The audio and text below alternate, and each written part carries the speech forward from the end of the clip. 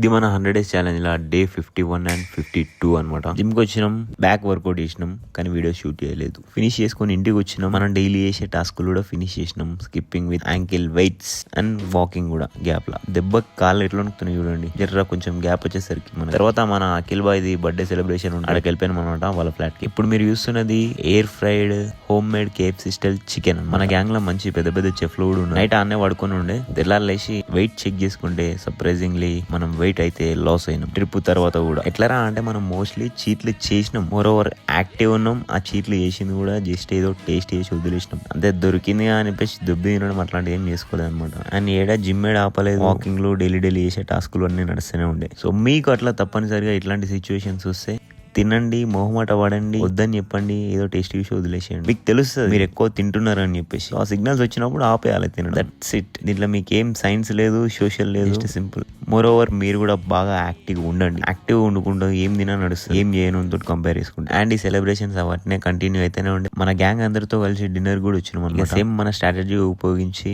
Night cardio వేసి పడుకోవాలి. ఈ రోజు కింద కలిసి ఉండవా. పీస్.